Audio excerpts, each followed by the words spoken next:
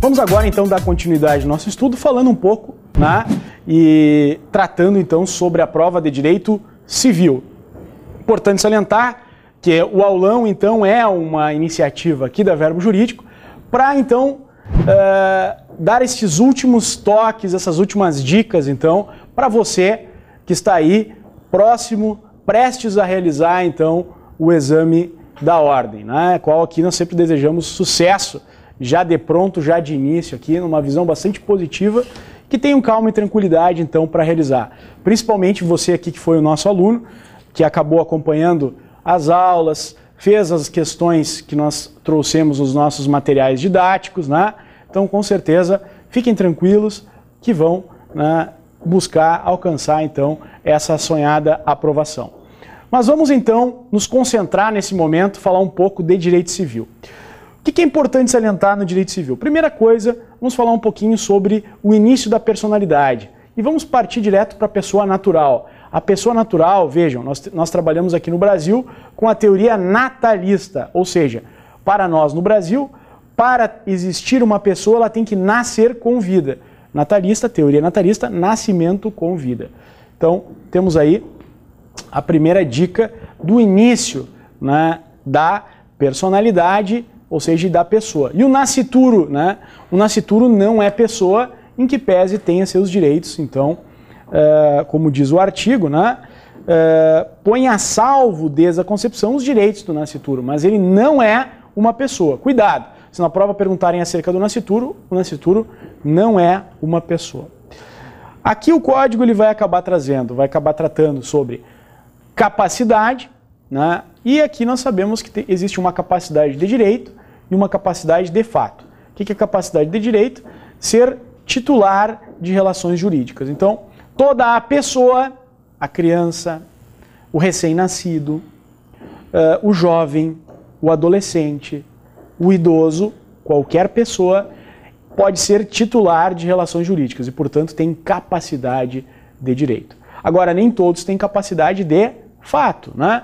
Sabemos nós que teremos aqui no artigo 3º e no artigo 4º, né, as situações de incapacidade absoluta e incapacidade relativa, né? Vejam que a lei vai utilizar tanto questões psicológicas como etária biológicas para chegar a essa situação. Apenas lembrando vocês que o artigo 3º vai referir que os menores de 16 anos e os que por enfermidade ou deficiência mental não tiverem necessário discernimento para a prática desses atos, e os que, mesmo por causa transitória, não puderem exprimir sua vontade, então eles vão ser considerados absolutamente incapazes, né? Evidentemente que o menor de 16 anos é um critério, uma presunção absoluta que quem tem menos de 16 anos não tem o necessário discernimento. E esse é o núcleo do artigo, né? O artigo 3º tem como núcleo o necessário discernimento. Já o artigo 4º, né, vai falar entre aqueles que têm 16 e 18 anos, né? O maior de 16 e o menor de 18 anos, vai tratar sobre os ébrios habituais e os viciados em tóxicos, os excepcionais sem desenvolvimento mental completo e os pródigos. Importante, vamos agora fazer aqui uma breve divisão de tratamento entre aqueles que estão no artigo 3º e são, portanto, absolutamente incapazes, e aqueles que são no artigo 4º, que no caso são relativamente incapazes. Vejam, prezados, que toda vez que um absolutamente incapaz celebrar um negócio jurídico, esse negócio é nulo, né? Ele é nulo, né, a teor do artigo 166 do Código Civil Brasileiro. Por outro lado, toda vez que um relativamente incapaz firmar um negócio jurídico, estaremos diante, então, né, de uma anulabilidade, de uma causa de anulabilidade, né, a teor do que preceitua o artigo 171 do Código Civil Brasileiro. Bom, então temos o artigo 3º, vimos o artigo 4º, vimos aqui também o artigo 1º e 2º, enfim, e vamos dar continuidade no nosso estudo aqui. No artigo 5º, bem interessante, fala sobre a maioridade, né, que se atinge aos 18 anos. Lembrando que existem causas de emancipação. Atingida uma dessas causas de emancipação aqui, a pessoa se torna capaz, né, na ordem jurídica, né, e, portanto, evidentemente, nessa situação, poderá celebrar todos os negócios jurídicos. Né? Lembrando que essa emancipação ela é uma emancipação dos atos da vida civil. Ou seja, este menor emancipado, por exemplo, né, não vai poder, se houver uma censura para quem tem até 17 anos, ele não vai poder utilizar, mesmo sendo plenamente capaz para os atos da vida civil. Ele continua sendo protegido pelo Estatuto da Criança e Adolescente, enfim. Também vai continuar sendo protegido, né, por todas as regras. Ele não pode dirigir, por exemplo. O Código de Trânsito diz que ele tem só com 18 anos. Ele é um capaz para os atos da vida civil. Guarda isso, né, para os atos da vida civil. Comprar, vender, da procuração, enfim, casar, tudo isso ele vai poder. Bom, outra situação aqui. Pode ser... quais as causas que nós vamos ter emancipação? Guarda, a primeira delas é a emancipação voluntária. Né? Quando os pais vão, então, independente de homologação judicial, vão ao tabelionato e redigem uma escritura pública, né, de emancipação. O tabelião redige, todo mundo assina, perfeito, há uma emancipação voluntária. Nós temos ainda aqui, claro que nesse caso, no inciso 1, ele tem que ter no mínimo 16 anos, guardem isso também, no mínimo 16 anos. E importante, né, se houver caso de tutela, ou seja, quando há tutela, um menor, por exemplo, que não tem os pais vivos, ou ainda os pais perderam o poder familiar, no caso de tutela, aí sim, obrigatoriamente tem que ser ouvido, né, como está aqui no próprio código, o juiz. Mas, na emancipação voluntária, em que os pais comparecem ao tabelionato e por escritura pública concede emancipação voluntária, não é preciso. Somente é preciso ouvir, né, como diz aqui o tutor, e por sentença judicial, no caso da tutela. É o que diz o artigo 5º, inciso 1. Ainda temos o casamento. Né, vejam aqui, já caiu em prova, união estável. Não. Para esse fim, não. Né? Para esse fim da emancipação, casamento. Exercício de emprego público efetivo. Né? Então, cuidado também, não é passar em concurso público, não, mas é o exercício de emprego público efetivo. Colação de grau em curso de ensino superior também. Né? E ainda, se ele tiver economia própria, ou seja, se ele conseguir se sustentar, tiver um estabelecimento comercial, tiver estabelecimento civil ou mesmo tem uma carteira assinada, né, um vínculo de emprego e tenha 16 anos. Bom, nesse caso, ele também pode judicialmente buscar a sua emancipação, porque, evidente, vai ter que comprovar essa situação. Então vejam que as causas de emancipação podem ser voluntárias, os pais vão ao tabelionato independente, né, de homologação judicial, pelo casamento, também vamos ter aqui, pelo exercício do emprego público efetivo, colação de grau, estabelecimento civil, comercial e ainda relação de emprego, que lhe dê economia própria. Não basta somente estar trabalhando. Tem que ter economia própria, ou seja, pagar as suas contas, poder se sustentar. Lembro aqui também, referindo mais uma vez, que para basicamente todos os efeitos, o casamento e a união estável acabam então, né, vindo a ter várias equiparações, guardadas algumas situações específicas. Mas nesse caso, quando falamos em casamento, aqui é só o casamento. A união estável não vai acontecer, não vai. Quem está em união estável não está emancipado, né, tem que casar, como diz aqui o dispositivo. Né? Então, um aluno me perguntou em aula, tá, e se o tabelião fizer lá, por exemplo, uma escritura de união estável? Bom, eu disse a ele, provavelmente, primeira coisa que ele vai querer fazer é ter esse menor, então, emancipado para poder lavrar essa escritura. Vai exigir uma emancipação voluntária, emancipação judicial, para depois fazer, né? Porque a união estável já até caiu em prova. Uma das hipóteses de emancipação é união estável. Não foi considerado. Está considerado errado, né, quem marcou a união estável. Bom, indo mais adiante, importante salientar, falamos aqui de pessoa natural, vamos falar um pouco sobre pessoa jurídica, né? As pessoas jurídicas, elas se dividem, né, em pessoas jurídicas de direito público externo, os países, as organizações internacionais reconhecidas, né, no direito internacional. Também vamos ter as pessoas jurídicas de direito público interno, lembrando a vocês que a União, os estados, o DF, o município, as autarquias e as demais entidades de caráter público, que vocês devem ler aqui como fundações de direito público, serão consideradas pessoas jurídicas de direito público interno. Vejam que não está aqui a sociedade de economia mista, vejam que não está aqui também a empresa pública, pois sociedade de economia mista e empresa pública, a doutrina, já apontou majoritariamente que se trata de pessoa jurídica de direito privado e não pessoa jurídica de direito público. Guardem isso bastante importante, né?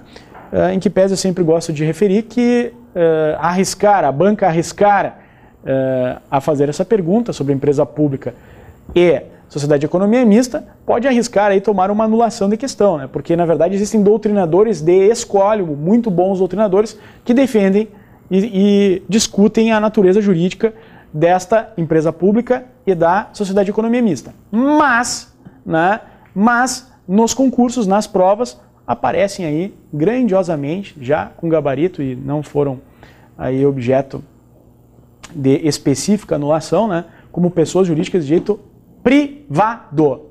Então, caiu na prova, empresa pública, sociedade de economia mista, privado, né? O que mais aqui? Claro que as pessoas jurídicas de direito privado, como eu havia dito, né? Vamos ter aqui as associações. Guarda, o que é uma associação?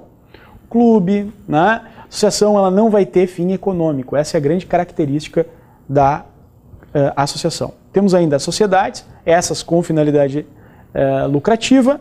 As fundações, lembrem que eu falei que as fundações de direito público, essas são pessoas jurídicas de direito público. Agora, as fundações, se só aparecer na prova a palavrinha fundações, é pessoa jurídica de direito privado. Se só aparecer na prova a palavrinha associações, pessoa jurídica de direito privado. Agora, se aparecer associações públicas ou fundações públicas, que pode acontecer também uma associação pública. Uma associação pública quando dois municípios acabam, então, formando um consórcio para realizar algo. Então, a associação pública é uma pessoa jurídica de direito público. A fundação pública é uma pessoa jurídica de direito público. Agora, guarda isso. Se só para aparecer a palavra associação, lembra, um clube. Clube é uma pessoa jurídica de direito privado. Lembra ainda também aqui, como está a dizer aqui, fundações, simplesmente, pessoa jurídica de direito privado. Uma fundação, ela vai nascer em regra aí pela destinação, né, de um patrimônio, que pode ser de uma pessoa natural, pode ser de uma associação, enfim, vai se criar tanto por testamento, né, como por escritura pública, em que vai se destinar parte do capital de uma pessoa para uma determinada finalidade. Então, existem muitas fundações, como por exemplo a Fundação Ayrton Senna. A Fundação Ayrton Senna é um exemplo aqui, claro, né, de pessoa jurídica de direito privado. Ainda, lembrando a vocês, as organizações religiosas, partidos políticos e não esqueçam da EIRELI, a empresa individual de responsabilidade limitada, que agora é considerada uma pessoa jurídica de direito privado, ok? Então essas aqui são as dicas basicamente sobre a matéria de pessoas, né? Importante salientar, e gostaria de referir um pouco para vocês, falar um pouco sobre fatos jurídicos, né? Queria referir a vocês aqui que existem, né, negócios jurídicos que são anuláveis. E não esquece aí que o erro, o dolo, a coação, a lesão, o estado de perigo e a fraude contra credores, esses 6, né, são anuláveis. E que a simulação vai ser causa de nulidade. Então, se o negócio jurídico, eu vejo lá que há uma coação, que há uma lesão, que há um estado de perigo, todos esses vícios ou defeitos do negócio jurídico vão ficar aqui, vão ser classificados, vão ser qualificados, então, com possibilidades de anulação do negócio jurídico. Contudo, a simulação, esta é uma causa de nulidade do negócio jurídico. Essa é uma dica, então, que eu trago para vocês, né, acerca, sim, da possibilidade de anulação e de nulidade, né? Lembrem vocês também aqui que nós vamos ter, lá no artigo 186 e no 187, as duas situações de ato ilícito, né? O 186 vai trazer o ato ilícito tradicional, já conhecido pela teoria desde a época de Roma, né? Então, aquele que por ação ou omissão voluntária, negligência ou imprudência, violar direito e causar dano a outrem, ainda que exclusivamente moral, comete ato ilícito.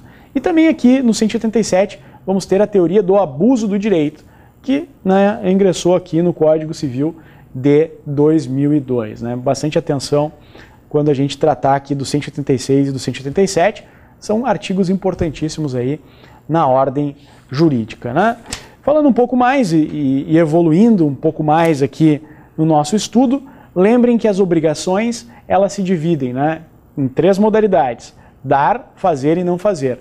Na obrigação de dar, coisa certa e coisa incerta. O que é a obrigação de dar coisa certa? Quando há uma plena identificação. Obrigação de dar coisa incerta, bom, nesse caso, vai se dar quando apenas está indicado o gênero e a quantidade. Temos ainda as obrigações de fazer. Nas obrigações de fazer, vamos ter obrigações de fazer fungíveis e infungíveis. Fungíveis que um grande número de pessoas pode realizar. E infungíveis quando há uma habilidade específica, né, ou ainda aquela pessoa contratada para realizar aquele ato. Nesse caso, aplicamos o artigo 247 do Código Civil Brasileiro. Dá uma olhadinha lá, você vai ver que vai estar dizendo que a obrigação infungível, né, vai ser possível buscar uma indenização quando descumprida uma obrigação que somente pode ser imposta a uma pessoa, só realizada, só que ele tem habilidade para fazer, né? Então, nesse caso, essa obrigação de fazer infungível. E a fungível é que pode ser feita por um grande número de pessoas. Teremos também a obrigação de fazer, aquela que se qualifica pela abstenção, né? Não inscrever no SPC, não abrir um estabelecimento no raio de 50 km, tudo isso, obrigação. Não disponibilizar arquivos eletrônicos quando o fotógrafo faz um book, por exemplo, tudo isso, então, obrigação de dar, fazer e não fazer, né?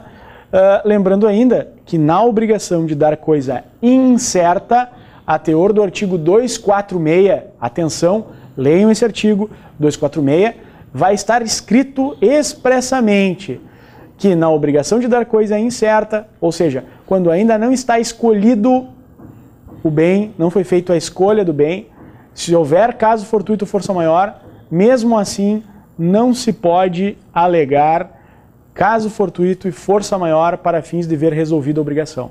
Na obrigação de dar coisa incerta, caso, por exemplo, o Joãozinho tem uma lavoura e tem que entregar arroz, tenha se comprometido a entregar arroz, enfim, não arroz daquela lavoura, mas arroz, ou seja, é uma obrigação de dar coisa incerta. E acontecer um evento da natureza que estragar todo aquele arroz, mesmo assim ele vai ter que entregar o arroz, ele vai ter que comprar o arroz em outro lugar para entregar, porque na obrigação de dar coisa incerta, a teor do artigo 246, antes da escolha, não poderá o devedor alegar perda da alteração da coisa, ainda que por força maior ou caso fortuito, né? Lembrem também, falando sobre pagamento, que o que é credor putativo é aquele pagamento que é feito de boa fé ao credor aparente. Se você pagar de boa fé ao credor aparente, você tem a extinção da obrigação também, a teor do artigo, então, 304 e também 309 do Código Civil Brasileiro, especificamente 309, vamos 304 que inicia o capítulo do pagamento. Aqui temos ainda a questão das perdas e danos. Lembrem que no Brasil nós temos danos morais, estéticos e materiais, né?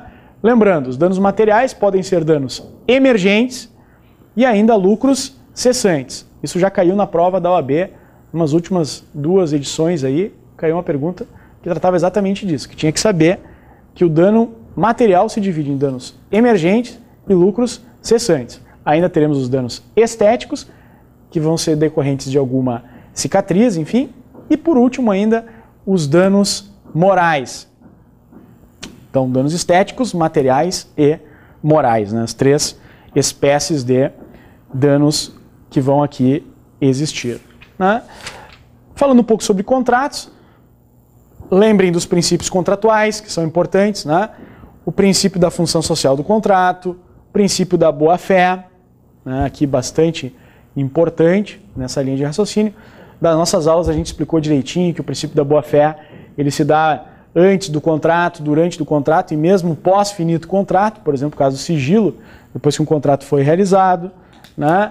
Nós falamos aqui também em sala de aula sobre o princípio da autonomia da vontade, sobre o que é um contrato de adesão. Lembre que o contrato de adesão é aquele em que há cláusulas bloco, né? Acabamos de estudar também esta matéria em aula. Enfim, dando um salto, né? Falando um pouquinho também do artigo 1225, lembrem dos direitos reais, né? Os direitos reais estão lá no 1225. A propriedade, né? Direito real sobre coisa própria, A superfície, lembra que haverá o superficiário e o concedente, que vão na verdade, conceder que a pessoa construa ou plante, né, em seu terreno, mediante escritura pública, né? As servidões, lembrem, as servidões elas são aparentes, quando é possível enxergar, ou ainda elas são não aparentes, quando, por exemplo, tubulações e canos, que é possível usucapiar a servidão, desde que ela seja aparente, né? Por sua utilização por 10 anos e de boa fé, né? Ainda teremos aqui o usufruto, figura do nu proprietário e a figura do usufrutuário, bastante importante, né? O usufruto ele é intransmissível, né? Inalienável, né? Teremos ainda o uso, que é conhecido como usufruto restrito, que a pessoa somente vai tirar frutos com a finalidade de custear, né, as suas despesas pessoais, de seus empregados, da sua vida doméstica. A habitação, muito aplicada aqui para os casos, né, de viuvez, seja qual seja o regime de bens, né? O penhor, a hipoteca e a anticrese, que são direitos reais de garantia, né? O penhor de bens móveis, a hipoteca de bens imóveis, abrangendo navios e aeronaves, e a anticrese, né, também vai se voltar apenas aos bens imóveis, né? Lembrando que é imóveis, anticrese é para bens imóveis. Lembrando que a anticrese vai, na verdade, tratar da transferência da posse direta para o seu credor, para que o credor retire frutos e pague a dívida, né, e vá abatendo o valor da dívida com os frutos aí auferidos. E claro, não poderia deixar de falar do direito do promitente comprador do imóvel, que gera uma ação chamada ação de adjudicação compulsória, que também já foi objeto de questionamento em provas anteriores da ordem, né? Bem, então assim, partindo aqui para o final do nosso aulão aqui de Direito Civil, eu gostaria sinceramente, né, de desejar a todos os nossos alunos, em especial, aqueles que estiveram conosco aqui durante essa preparação, e também aqueles, né, que estão aí nos assistindo pela primeira vez, estão curiosos e apreensivos com a prova da ordem, que façam essa prova com tranquilidade e calma, né? Leiam as questões, né? Não sejam fominhas pelas alternativas. Muita gente acaba errando porque lembra que a banca, ela muitas vezes utiliza, né, a FGV utiliza muito incorreta. Guarda isso que eu estou falando para você, hein? Isso vai ser utilizado para todas as matérias aí que você vai realizar. A FGV pergunta muito a alternativa incorreta. E aí você vai lá direto para as alternativas e acaba errando. Então, cuidado com isso. Faz com calma, lê com calma a questão, né? E busca, né, arejar, pensa bem. Quando você vai ler a questão, lembra, que parte do Código Civil nós estamos falando? Nós estamos falando ali do direito das obrigações. Vamos lembrar um pouco do que foi tratado em aula, vamos lembrar aí e vamos tentar buscar, mas principalmente, né, e com segurança, com calma aí nessa hora, né? Não vamos deixar que os aspectos emocionais nos deixem mais nervosos, né? Afinal, todos nós sabemos do comprometimento e do trabalho que tivemos até aqui. Então, para finalizar, desejo a todos vocês sucesso nessa prova, né? Firmes, tranquilos, né? E esperamos aqui a equipe da Verbo Jurídico que retornem a nós aqui felizes e sorridentes, né, por terem vencido esta batalha, né, e venham aqui para fazer conosco a segunda fase do exame de ordem, em que nós vamos então realizar, né, um estudo, né, e fizemos isso aqui nos últimos anos, né, há anos, né, mas nos últimos anos em especial, analisando tanto as matérias, preparando você para as questões dissertativas, como também para a realização, para a confecção das peças, né, processuais. Então aqui você vai ter com a gente também na segunda fase, todas essas dicas aí para poder ter êxito também na segunda fase. Sucesso a todos, nos vemos, muito obrigado.